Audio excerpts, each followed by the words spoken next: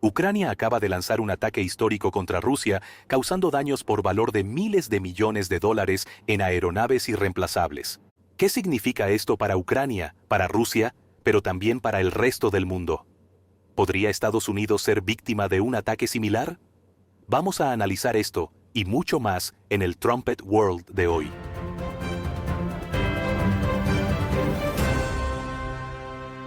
La noticia es dramática. Bombarderos nucleares rusos destruidos con drones baratos, los temibles gigantes supremos del pasado, las armas más poderosas de las últimas generaciones, destruidas por algo con lo que las nuevas generaciones juegan como juguetes. Es la imagen más reciente y dramática de cómo la tecnología está cambiando la guerra. He invitado a Jeremiah Jack y Josué Michels para que vengan a hablar sobre esto. Bienvenidos al programa, caballeros. Gracias por recibirme. Empezaré con una pregunta probablemente más dirigida a usted. Jeremiah es nuestro corresponsal de Asia. ¿Puede darnos un poco de información sobre el ataque y algún detalle más sobre lo que ocurrió?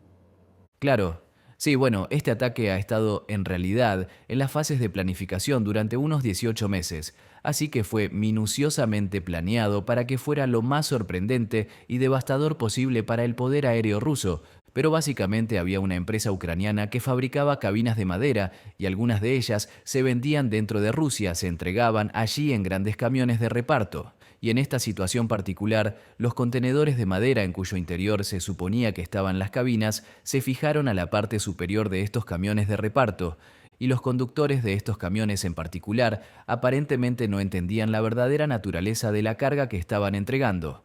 Pero una vez que llegaron a sus diversos destinos dentro de Rusia el 1 de junio, entonces los operativos ucranianos en Ucrania levantaron remotamente la tapa de estos contenedores de madera y salieron volando docenas de cuadricópteros o drones con vista en primera persona. Y como usted dice, se trataba de drones bastante estándar, nada, ya sabe, militarmente avanzado en absoluto, probablemente 400 o 500 dólares por cada uno, pero llevaban una carga útil. Cada uno de ellos llevaba una carga explosiva, así que los camiones se estacionaban en sus destinos predeterminados, que estaban todos muy cerca de algunas de las bases aéreas más importantes de Rusia.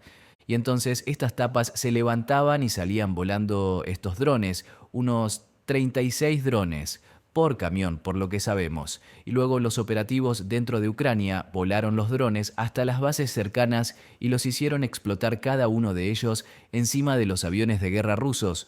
Así que esto ocurrió en 5 bases aéreas rusas diferentes, la base de Belaya, la base de Diogilovo, la base de Ivanovo y también las bases aéreas de Olenia y Ukrainka. Así que en total hubo 117 aviones no tripulados que fueron detonados, y Ucrania dice que 41 aviones rusos fueron destruidos o dañados significativamente, incluyendo varios de los aviones Tu-160 y así como los extremadamente valiosos Tu-22M3 de largo alcance. Rusia ni siquiera ha sido capaz de fabricarlos, puesto que ya no tienen las herramientas y las capacidades de fabricación, así que son esencialmente insustituibles. Pero probablemente el mayor premio para Ucrania fue la destrucción de los aviones de alerta temprana, como el 295. Rusia ya no puede fabricarlos y son fundamentales para la guerra en curso contra Ucrania. Proporcionan todo tipo de inteligencia a los pilotos rusos de otras aeronaves cercanas, inteligencia relacionada con los sistemas de defensa aérea y misiles guiados e inteligencia de objetivos también. Y Rusia solo tiene un puñado de estos a 50, por lo que destruir incluso solo ese avión fue un golpe duro. Las imágenes de satélite y video han confirmado varias de estas pérdidas para Rusia, pero no todas. Y Rusia hasta ahora ha guardado silencio sobre el ataque, así que básicamente ahora mismo solo tenemos las afirmaciones ucranianas para guiarnos y estas no han sido confirmadas. Así que todavía existen muchas incógnitas, pero si este ataque fue siquiera la mitad de devastador de lo que parece ser, entonces fue un cambio de juego, una auténtica reducción material del poder aéreo ruso y de la capacidad de Rusia para hacer la guerra. Esto puede haber eliminado 1/3 de los bombarderos pesados de Rusia. Por lo tanto, fue extremadamente perjudicial para la maquinaria de guerra rusa y una gran vergüenza para la Rusia de Vladimir Putin en general. Entonces, en el contexto de esto, está sucediendo lo que hemos visto en los titulares sobre el aumento de los ataques rusos en Ucrania y un aumento de la presión para tener algún tipo de negociación de paz. Quiero decir, obviamente, hemos estado acostumbrados a esta guerra en curso en Europa desde hace varios años. Es fácil no prestar atención a algunos de los titulares sobre ataques a ciudades ucranianas y cosas por el estilo. ¿Cuál es el trasfondo inmediato de lo que hemos visto este fin de semana? Sí, bueno, la guerra lleva ya unos 40 meses. La guerra a gran escala en Ucrania. Cuesta creer que lleve tanto tiempo haciendo estragos. Pero fue allá por febrero del 2022 cuando las fuerzas de Putin, decenas de miles de ellas, entraron por primera vez en Ucrania desde varios lugares diferentes con el objetivo de, ya sabe, decapitar rápidamente a la nación y afirmar el control sobre todo el territorio. Y en esas primeras semanas, los rusos lograron apoderarse de alrededor del 30% del territorio de Ucrania. Pero en general, por supuesto, sabemos que no salió como Putin había planeado. Sus fuerzas se encontraron con mucha más resistencia de la que esperaban, y los ucranianos han luchado contra ellos desde entonces con mayor determinación de lo que casi nadie habría esperado. Y en realidad, Ucrania ha hecho retroceder mucho a Rusia en estos 40 meses. En general, hoy Rusia solo controla alrededor del 19 o 20% del territorio ucraniano, frente al 30% de los primeros meses de la guerra. Pero durante este último año, sin embargo, Rusia ha ido ganando terreno, por lo general solo unos pocos metros cada vez, tal vez 1 kilómetro más o menos cada vez. Así que Rusia ha ido ganando terreno en los últimos meses, pero ha tenido un precio extremadamente alto. De hecho, a finales de este mes, antes de que acabe junio, esperamos que Rusia alcance un hito muy desalentador y es el 1 millón de bajas, 1 millón de soldados muertos o heridos. Es una cifra impresionante, sobre todo si se tiene en cuenta que en la guerra soviética de Afganistán, el total de bajas de Rusia fue solo de unos 75.000, fueron 15.000 muertos y 60.000 heridos. Y en la guerra afgana soviética esas pérdidas fueron suficientes para que Rusia admitiera su derrota y se retirara de Afganistán. Pero aquí estamos con Ucrania y los rusos tienen más de 10 veces esas pérdidas. Estamos ante 1 millón de bajas para finales de junio y Rusia ahora mismo no muestra signos de retroceder. Ahora estos devastadores ataques a sus bombarderos están añadiendo, por supuesto, una gran cantidad a la tensión a la que se enfrenta Rusia. Y también acabamos de saber esta mañana que Ucrania ha atacado el puente de Crimea por tercera vez. Así que hay muchas cartas que Ucrania sigue jugando. Resulta que tenían algunas cartas, pero todo esto se está convirtiendo en un duro azote en el cuello de Rusia. Pero al mismo tiempo, Putin parece en general sin desanimarse y parece decidido a seguir intentando llevarse todo lo que pueda. Así que es un triste acontecimiento al que nos acercamos, pero no parece significar que se vea el final. Y yo creo que el momento de este ataque es interesante por un par de razones. Un reportaje que vi destacaba que este ataque se produjo en el aniversario de, creo que fue al menos un acontecimiento relacionado con la firma del Memorando de Budapest, en el que Ucrania renunció a sus propias armas nucleares a cambio de una garantía de Rusia, Estados Unidos, Gran Bretaña y más tarde Francia de que estas naciones acudirían en defensa de Ucrania si alguna vez eran atacadas. Así que creo que hay algo poderosamente simbólico en que Ucrania estuviera atacando la infraestructura nuclear de Rusia en el aniversario de un día en el que renunciaron a sus propias armas nucleares y se las dieron a Rusia. Y algunos de estos bombarderos con capacidad nuclear y cosas por el estilo estuvieron una vez estacionados en Ucrania. Así que creo que hay un poderoso recordatorio allí de que, bueno, el mundo de las promesas rotas que se han hecho. Más inmediatamente, esto ocurrió en el trasfondo de estos empujes para las conversaciones de paz. ¿Y cómo ve usted que esto influya en las conversaciones de paz? ¿Y dónde estamos ahora mismo? ¿Es una forma de aumentar el coste de continuar la guerra para Vladimir Putin para que firme algún tipo de cese al fuego? ¿O solo va a servirle de estímulo para intentar vengarse y salvar las apariencias? Sí, es una pregunta extremadamente relevante, dado dónde estamos con los esfuerzos para negociar algún tipo de acuerdo de paz. El presidente de Estados Unidos, Donald Trump, por supuesto, ha estado trabajando muy duro para lograr algún tipo de acuerdo. Y el sello distintivo del enfoque del presidente Trump ha sido tratar de apaciguar a Rusia, ya sabe, tratando de halagar a Vladimir Putin, tratando de darle a Putin todo lo que pueda, realmente para intentar con la esperanza de que eso persuadiría a Putin a optar por la paz. Y por otro lado, el presidente Trump también ha culpado al presidente ucraniano Volodymyr Zelensky de iniciar la guerra. En general, el enfoque del señor Trump ha sido extremadamente desconcertante para los espectadores de todo el mundo. Ha sido bastante vergonzoso para los estadounidenses ver a nuestro líder comportarse de esta manera tan ingenua, y también ha sido totalmente ineficaz. Hoy mismo ha tenido lugar en Estambul una segunda ronda de conversaciones directas entre Rusia y Ucrania, y llegaron a un acuerdo sobre un intercambio de prisioneros y también a un acuerdo para repatriar un montón de cuerpos de soldados muertos de ambos bandos, pero sigue habiendo un gran abismo abierto entre las dos partes. Las dos partes están muy divididas sobre cuáles tendrían que ser los términos para un verdadero cese al fuego, y mucho menos para una tregua más amplia. Básicamente se reduce a que Rusia exige la totalidad de 5 regiones, gran parte de las cuales ni siquiera ha podido controlar durante estos 40 meses de guerra. Quiere el control total de Donetsk, Kherson, Luhansk y Zaparia, así como de Crimea, por supuesto. Y con Kherson y Zaparia en particular, los rusos no tienen nada que se acerque siquiera al control total, y por otro lado, Ucrania está diciendo básicamente que Rusia podría quedarse con lo que controla actualmente, pero no más. Pero eso no es suficiente para Rusia. Putin lo exige todo, y su gobierno a veces incluso reitera que quiere toda la nación de Ucrania. Así que sigue habiendo un gran abismo fijo entre estos dos, y eso significa que la paz es muy difícil de alcanzar y no parece estar cerca. Sí creo que este ataque aumenta la presión rusa, como usted ha dicho, creo que hace que el precio de continuar la guerra sea bastante más alto para Putin, pero no creo que eso sea suficiente para persuadirle de que dé marcha atrás. Ok, ahora quiero hacer un pequeño giro y traer a Josué a la conversación. Josué, usted publicó un artículo el lunes por la noche, El ataque de Ucrania a Rusia, una llamada de atención para Estados Unidos. Como dijimos en la introducción, este es el ejemplo más reciente de cómo una potencia más pequeña utiliza nueva tecnología y tecnología más barata de forma realmente ingeniosa para infligir un gran daño a un adversario más poderoso.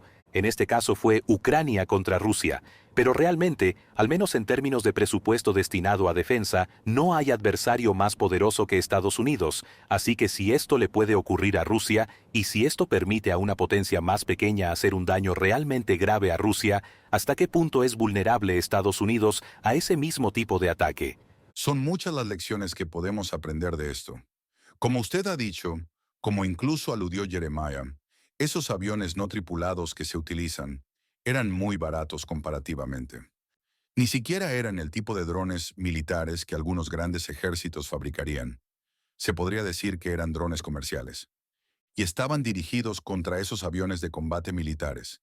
Y Rusia, tenemos que recordarlo, está actualmente en una guerra a gran escala. Así que esperarían un ataque a sus bases militares. Esa es una de las bases que más desearían proteger en tiempos de guerra. Entonces, ¿cómo es que pudieron ser sorprendidos por un enemigo menor como el que se presentó? Pero algunas cosas.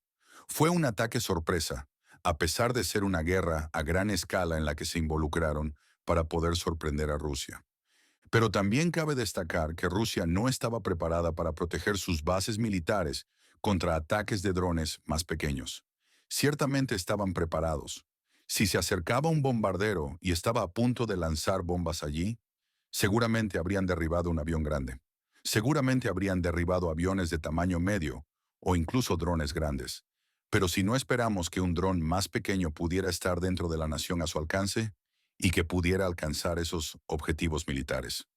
También es interesante el papel que la inteligencia artificial ha jugado aquí, porque he oído algunos informes de que esos drones, el software de inteligencia artificial, fue entrenado en la información de esos aviones militares, porque están en los museos. Así que esos aviones más grandes que han existido durante bastantes años e incluso décadas, en algunos casos, sus vulnerabilidades eran exactamente conocidas y podían ser estudiadas, y entonces un pequeño avión, no tripulado dron, podía ser entrenado para que atacara los puntos más vulnerables para crear el mayor daño. Así que usted tiene un pequeño dron, muy barato, diseñado para hacer el mayor daño. Así que por unos pocos cientos de dólares, usted podría causar millones de dólares de daños. En total, fueron miles de millones de dólares si las cifras son correctas. Así que eso demuestra lo que un actor terrorista podría hacer. Y estoy seguro de que muchas organizaciones terroristas están observando eso. Y sabemos que Estados Unidos es vulnerable a los terroristas. Lo hemos visto en muchos casos, como el 11 de septiembre, el caso más famoso en el que tuvieron que secuestrar grandes aviones. Pero si se imagina que un terrorista normalmente tiene que arriesgar su propia vida para poder causar el mayor daño posible. Con la guerra de drones ya no tiene ese riesgo. Usted puede tener múltiples aviones no tripulados y el operador ni siquiera tiene que arriesgar su propia vida para crear un daño como ese. Y como usted ha dicho, no hay ejército más grande que el de Estados Unidos en este momento. No hay mayor potencia económica en ese sentido. Así que la vulnerabilidad para crear la mayor cantidad de daño en una nación como esa es la mayor. Y podemos repasar algunos ejemplos que van más allá de las bases militares que son objetivos. Puede pensar en la infraestructura que es enorme en Estados Unidos, en lo mucho que todo depende de la red eléctrica. Puede pensar en la distribución de alimentos, pero si usted puede atacar las cadenas de suministro en ese sentido, pero si usted puede atacar las alcantarillas, en este momento tenemos un montón de aviones no tripulados que esparcen fertilizantes sobre los campos. Y si un terrorista puede entrar ahí y, en lugar del fertilizante, rociar algún tipo de veneno, un arma biológica, un arma química justo sobre los campos, o introducir ese dron en una población grande. Así que, básicamente, si puede pensar en cualquier vulnerabilidad que tenga Estados Unidos, si puede pensar en cualquier escenario que pudiera hacer que se vieran incapacitados de ciertas maneras, es solo cuestión de tiempo que sean capaces de llevarlo a cabo. Y creo que esta configuración más amplia es importante porque he visto discusiones en Internet sobre si se podría hacer esto a una base militar estadounidense y ha habido una especie de discusiones sobre lo avanzadas que están las capacidades antidrones de Estados Unidos en relación con las bases militares, como los láseres o los interruptores de señal o la colocación de las armas dentro de hangares reforzados. ¿Y cuánto hemos hecho? En cierto sentido, eso no viene al caso. Creo que la discusión es menos sobre si se podría replicar este ataque tan específico contra Estados Unidos y más sobre exactamente las tendencias más amplias de las que usted hablaba. Este tipo de cosas, y creo que lo que esto demuestra es que estamos llegando a una etapa de cambios en la guerra y para dar un paso hacia atrás y hacer un amplio recorrido sobre cómo cambia la tecnología en la guerra. Si nos remontamos a lo largo del siglo XIX, la tecnología del rifle ha avanzado mucho y pasamos de la guerra revolucionaria estadounidense a la guerra napoleónica, en las que se utilizaron rifles, pero la mayoría de la gente tenía mosquetes. Luego tenemos la Guerra Civil de Estados Unidos, en la que los fusiles son el arma principal de la infantería. Y esto cambia fundamentalmente toda la dinámica de ataque y defensa. De repente, es increíblemente difícil atacar a un adversario en una posición atrincherada. Y esto culmina en la Primera Guerra Mundial, donde todo se atasca. Se vuelve muy difícil una vez que se tienen rifles, ametralladoras, artillería precisa. Se vuelve increíblemente difícil atacar una posición atrincherada. Y para cuando se llega a la Segunda Guerra Mundial, las cosas han vuelto a cambiar, y ahora se tienen tanques, se tienen aviones, se tienen estas cosas que se pueden utilizar conjuntamente en la guerra. Y los nazis son más o menos los primeros en hacer esto, y de repente este estilo de guerra estático se ha quedado obsoleto. Y usted puede correr en círculos alrededor de un oponente cuya cabeza está un poco en el viejo modo de hacer las cosas. Y los militares alemanes se apoderan de Europa no porque necesariamente estén gastando más o porque tengan más armas que, digamos, los militares franceses, sino porque están utilizando esta tecnología mucho mejor. Y entienden la dinámica que ha cambiado en el ejército, y creo que estamos teniendo un cambio similar en la dinámica, ya sea en los aviones no tripulados en particular, ya sea solo la miniaturización en general, que se puede miniaturizar la electrónica, lo que luego significa que se puede pasar de contrabando detrás de las líneas enemigas como lo hizo Ucrania, que lo hacen increíblemente difícil de afrontar. Usted puede ver cómo entonces eso podría ser utilizado contra Estados Unidos. Ya sabe, usted puede introducir de contrabando vastas cantidades de drogas en Estados Unidos, usted puede contrabandear vastas cantidades de material militar enemigo, y como usted dijo, es casi como si el límite fuera solo la imaginación. Pero para Estados Unidos, quizás se estén defendiendo contra la posibilidad de ataques con drones a sus bombarderos estratégicos, pero hay tantas vías potenciales. parece casi imposible defenderse contra todas ellas. Así que realmente parece que cambia toda la dinámica para un atacante y alguien que lo hace como si fuera mucho más fácil llevar a cabo estos ataques y derribar a un enemigo de lo que es defenderse contra ellos. Creo, Jeremiah, usted ha escrito sobre algunas de las formas en que Rusia y China han preparado un poco el camino para ser el atacante en estas circunstancias. Ya sabe, lo que Ucrania está haciendo es lo que se llama guerra asimétrica, en la que en lugar de atacar portaaviones contra portaaviones, soldado contra soldado, bombardero contra bombardero, la potencia más débil busca qué puede hacer de forma innovadora para atacar a su enemigo de formas únicas. Y Rusia y China se han preparado durante años para una guerra asimétrica contra Estados Unidos. Estoy pensando en particular, tengo delante de mí un artículo que usted escribió, Jeremiah, hace un par de años. Cada barco chino es un barco de guerra, en el que usted habla de cómo los barcos civiles chinos están diseñados para que puedan desempeñar un papel en la guerra. Tengo aquí un artículo del 2010 que habla de Rusia militarizando contenedores marítimos y desarrollando sistemas de misiles que pueden ponerse en contenedores marítimos, de modo que se puede tener un barco de aspecto civil y sin embargo puede lanzarse misiles y luego volver a tener simplemente el aspecto de un contenedor marítimo. Este tipo de miniaturización forma parte de un cambio fundamental en la guerra que se está produciendo desde hace algún tiempo. Pero estos ataques son solo una especie de demostración. ¿Tiene algo que añadir sobre la forma en que Rusia y China como que se han estado preparando para lanzar o tener ese tipo de capacidad ellos mismos? Si observa la guerra de sus abuelos, la Segunda Guerra Mundial o algo por el estilo, una guerra estrictamente convencional, los rusos y los chinos llevan décadas conscientes de que perderán esa guerra contra Estados Unidos y por eso se han estado preparando para algo muy diferente. Y los chinos tienen, como usted ha dicho, han estado viendo hacia el futuro de una manera que les ha llevado a hacer que todos sus buques de pesca incluso están listos para que cuando llegue el momento, todo lo que realmente tienen que hacer es presionar el botón. Y de repente estos miles de barcos están preparados para albergar armamento y soldados del Ejército Popular de Liberación. Incluso en muchos casos se construyen con especificaciones que los preparan para convertirse de repente en buques de guerra.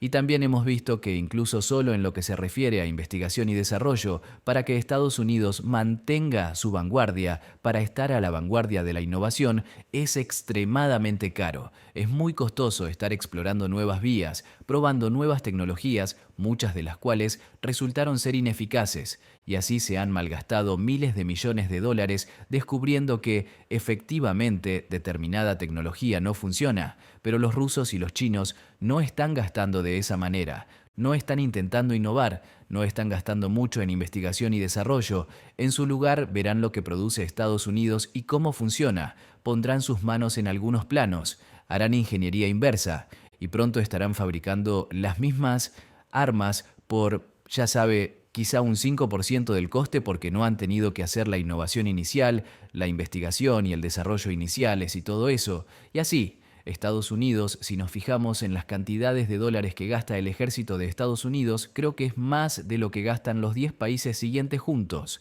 Pero si se examina lo que esos dólares están consiguiendo realmente en comparación con lo que consigue un yuan chino o un rublo ruso, realmente empieza a igualarse un poco porque no están intentando mantener la ventaja, lo cual es muy costoso, simplemente están replicando lo que ya funciona.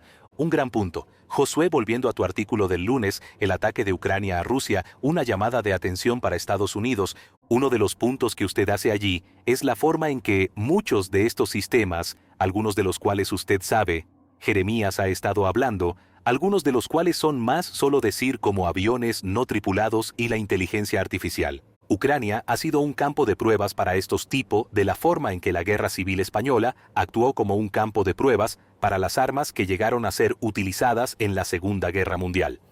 ¿Y qué puede decirnos sobre la forma en que otras potencias han estado vigilando muy de cerca lo que ha estado ocurriendo en la guerra entre Rusia y Ucrania? Sí, como ha señalado Jeremiah, es una guerra que se ha prolongado durante 3 años y es una guerra a gran escala. Y es una guerra en la que todos los días hay constantes conflictos y batallas y muertes. Así que hay muchas lecciones desde el punto de vista estratégico militar. Pero en este caso en concreto, la tecnología ha desempeñado un papel muy importante porque Ucrania no tiene tanta ventaja militar. Así que realmente dependen de las tecnologías modernas para poder continuar combatiendo. Esto les ha hecho ser creativos. Eso les ha hecho ser más innovadores. Desde el año 2014 han estado utilizando aviones no tripulados y los han estado importando y luego han estado desarrollando sus propios aviones no tripulados y los han estado utilizando en la batalla. Pero desde 2022 más y más inversionistas extranjeros han estado viniendo a Ucrania para estudiar lo que Ucrania está haciendo, para ver cómo pueden mejorar lo que están haciendo, para ver cómo los sistemas de armas extranjeros pueden ser utilizados en su campo para obtener una ventaja con bajo costo y con una manera fácil de desplegar esas tecnologías para que un simple soldado ucraniano pueda desplegarlas al frente. Pero por supuesto también hay empresas militares estadounidenses que participan. Pero Alemania, por ejemplo, desde un principio, empresas de Múnich han ido a Ucrania y han observado lo que Ucrania está haciendo. Y a partir de ahí, han desarrollado su negocio de atender básicamente las necesidades de Ucrania y ver cómo pueden desarrollar de sus aviones no tripulados para poder luego ser capaces de enfrentarse a Rusia, ser capaces de ser resistentes a los ataques de interferencia y ser capaces de atacar a unas fuerzas rusas específicas de una manera muy calculada. Así que es muy específico para Rusia, pero también esas lecciones se puede utilizar para otras fuerzas militares y se ha coalineado con los avances en inteligencia artificial que ocurrieron más o menos al mismo tiempo. Y la gente recuerda cuando aparecieron los chats de inteligencia artificial y todos estábamos entusiasmados con las respuestas que podía dar. Pero más o menos por la misma época, también fue la inteligencia artificial militar la que experimentó un aumento drástico. Y fue principalmente a causa de la guerra de Ucrania que impulsó todos estos desarrollos, porque se produce más armamento, se obtiene más dinero y se tiene más dinero para investigación. Y es porque Ucrania ha estado utilizando mucho la guerra de drones. En ese sentido, la guerra con drones era específicamente avanzada. Usted ha mencionado a Alemania. Hemos estado hablando principalmente de Rusia y China, ya que han sido mucho más abiertos sobre el desarrollo de la guerra asimétrica e incluso han mostrado algunas de sus capacidades. Usted, por supuesto, mencionó el papel que desempeñó allí Alemania, y esto es algo en lo que el redactor jefe de La Trompeta, Gerald Flurry, se ha enfocado mucho debido a algunas profecías bíblicas específicas y, en particular, al surgimiento de un hombre fuerte en Alemania, el cual entiende estas tecnologías particularmente bien. Y solo quería mostrar un fragmento. Usted habló de algo de esto en su artículo. Me gustaría reproducir un fragmento de un programa de La Llave de David que dio, creo que hace poco más de un año, en el que habla de una de estas profecías. Verso 9 del capítulo 8 de Daniel. El verso 9 dice esto: y de uno de ellos salió un cuerno pequeño, que creció mucho al sur y al oriente, y hacia la tierra gloriosa, oh Jerusalén. El principal cumplimiento del tiempo final de la profecía de Daniel será en Europa, es decir, en esta inteligencia artificial, y explicamos mucho sobre lo que pasará en Europa en nuestro libro sobre el Sacro Imperio Romano. Ahora si miran a un Antíoco aquí, antiguamente muestra que él tenía un interés anormal en la tecnología, pero esto es un tipo, esto es de un libro que es solo para el tiempo del fin. Dos versos dicen eso en Daniel 12, versos 4 y 9. El Antíoco antiguo muestra que tenía un interés anormal en la tecnología. Historia de Polibio, el historiador, relata que Antíoco deambulaba a menudo por las calles de la ciudad, hablando largo y tendido y discutiendo asuntos técnicos con los moldeadores y otros artesanos. El hombre que cumple el papel de este Antíoco moderno tiene intereses similares y una tecnología mucho más moderna. Es solo la forma de ser de Antíoco, y este Antíoco es, bueno, está controlado por un espíritu maligno, el principal espíritu maligno en este universo. Y tenemos que pensar en eso. Si creemos en la Biblia y si no la creemos, bueno, aún así se hará realidad. Y todos podemos verlo y podemos verlo ahora mismo. La profecía se está cumpliendo como nunca antes en la tierra. Y espero que podamos ayudarle a entenderlo. Pero continuando dice, según este historiador, hablando largo y tendido y discutiendo asuntos técnicos con moldeadores y otros artesanos, los hombres que cumplen el papel de Antíoco moderno tienen tecnología moderna. Es un clip un poco más largo pero fascinante en el contexto de esta discusión de que el libro de Daniel es un libro de profecía. Jesucristo mismo habla de la profecía de Daniel y dice, bueno, es necesario entender la abominación de desolación de la que habló el profeta Daniel. Y deja claro que hay partes del libro de Daniel que se habían cumplido antes de que Jesucristo viniera a la tierra, pero en última instancia el gran cumplimiento del libro de Daniel es en el tiempo del fin. Así que este antiguo Antíoco, sí, Daniel profetizó de ese antiguo Antíoco por adelantado, pero él es solo un tipo de un líder del tiempo del fin. Pero podemos ver a este antiguo Antíoco, este gobernante de Oriente Medio, y eso nos dice sobre cómo va a ser este líder fuerte moderno en Alemania. Y una de esas cosas es que entenderá cómo usar algo de esta tecnología moderna, y hemos estado buscando a un individuo capaz de hacer eso. Josué, ¿qué puede decirnos sobre algunas empresas alemanas, pero Alemania en particular, en lo que respecta a la aplicación de este tipo de tecnología? Sí, ahora que Alemania está invirtiendo más en aplicaciones militares, obviamente está invirtiendo mucho en innovación. Y esta vez son realmente las empresas emergentes las que pueden marcar una gran diferencia. Una de ellas es una empresa emergente alemana que desarrolló drones para Ucrania, y así es como ganaron dinero. Tiene su sede en Múnich. Además, también están desarrollando drones submarinos capaces de detectar barcos y submarinos, hasta su clase y tipo exacto. Pueden permanecer sumergidos durante 3 meses en enjambres sin ser detectados y con un consumo de energía casi insignificante. Y si uno piensa en las implicaciones de cómo Alemania puede utilizar todos estos avances en los que está invirtiendo ahora mismo para sorpresas militares, es un momento sin precedentes para poder tener una ventaja tan grande como potencia militar, mucho mayor que Ucrania. Y usted ha mencionado que si busca a alguien interesado en este tipo de avances y tecnologías. Nuestro redactor jefe, el señor Gerald Fleury, ha señalado a Karl Theodor zu Gutenberg como el hombre a quien hay que vigilar. Entre 2009 y 2011 fue ministro de Economía y luego ministro de Defensa, y quizá ya entonces estaba interesado en la tecnología, pero desde entonces ha estado estudiando los campos de la inteligencia artificial, la robótica y todos los campos que también tienen un doble uso, ya que pueden utilizarse en aplicaciones militares.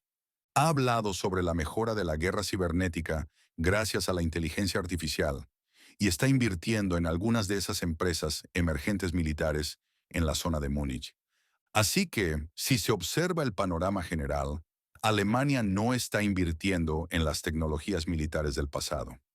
Como usted ha señalado anteriormente, esta vez la ventaja no está con el defensor, sino con el atacante. Porque el defensor siempre tiene que pensar en quién puede ser el atacante y en qué probabilidades hay de que sus predicciones sobre los próximos movimientos del atacante sean acertadas. Si el atacante tiene una idea innovadora en la que el defensor no ha pensado, hoy en día podría ser más letal que nunca. Es una buena observación. Solo quería mostrar otro par de fragmentos del programa La llave de David, donde el señor Flurry se enfoca en una frase que se utiliza en el libro de Daniel y que bien podría aplicarse a muchas de estas tecnologías modernas. Aquí hay otro fragmento. Ahora observen Daniel 8 en verso 23. Esto es lo que dice. Y al fin del reinado de estos, cuando los transgresores lleguen al colmo, se levantará un rey altivo de rostro y entendido en enigmas. Bueno, enigmas, comprensión de enigmas. Bueno, ¿no es eso de lo que trata la IA? Si nos fijamos en su lado negativo. Bueno, sin duda lo es, pero se levantará. La expresión enigmas viene de la palabra aida, que significa acertijo, difícil, pregunta, parábola. Eso es del libro de palabras teológicas del Antiguo Testamento. Esta expresión también podría significar tecnología difícil. Es desconcertante. Hay muchas cosas que no entienden sobre ella. Y es capaz de estar, bueno, llena de enigmas. Y enigmas también, el léxico hebreo caldeo lo define así. retorcido, envuelto, sutil, fraude, enigma. Para muchos hoy en día, la IA es un enigma. Sí lo es. Pero este hombre fuerte de Europa, va a entrar en escena y va a conocer y entender estos enigmas quizás mejor que la mayoría, y lo va a utilizar para un propósito muy malvado. Enigmas. Verán, eso define realmente la IA si lo piensa. Ahora puede haber otros temas o ingredientes ahí, pero sin duda tiene el ingrediente IA. Y, como él ha señalado, los drones con inteligencia artificial tienen mucho que ver con eso. En este ataque se utilizó una combinación de ambos. Parece que utilizaron inteligencia artificial para determinar cuáles eran los puntos más vulnerables de estos aviones.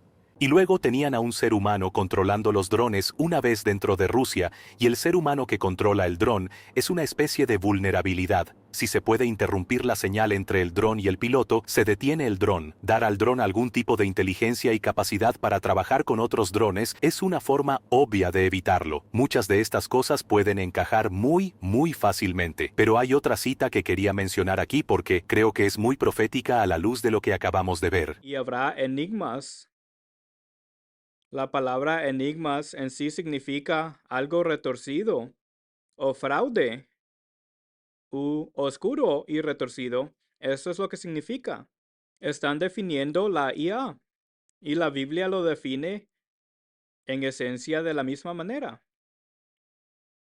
E incluso creo que de forma más eficaz, diciéndonos lo mortal que es, y sin embargo, se apresuran a utilizar en su ejército para poder guiar robots con bombas nucleares y hacer volar estas bombas nucleares por toda la Tierra en drones.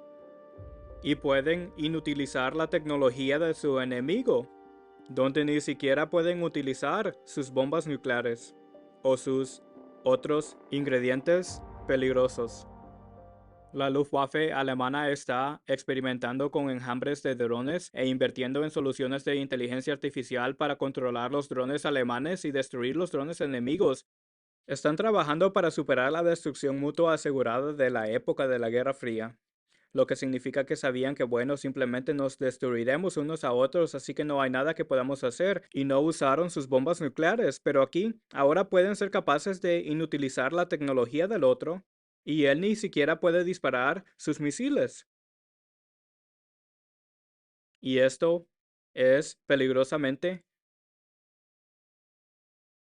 malvado del modo en que lo están hablando aquí en profecía. Pero pueden enviar estas cosas por todo el mundo, y déjenme decirles, Alemania está por delante de Estados Unidos en este campo. Muchas gracias a mis invitados, Jeremiah Jacks y Josué Michels. Ha sido una conversación realmente fascinante. Gracias a George Haddad y Víctor Granados por la ingeniería y la producción. Gracias a ustedes, los oyentes, por acompañarnos. Si tiene alguna pregunta o comentario, puede ponerse en contacto con nosotros en escriba@latrompeta.es. Estaremos encantados de recibir sus comentarios y opiniones. Volveremos el viernes con nuestro resumen semanal y hasta entonces continúe observando su mundo.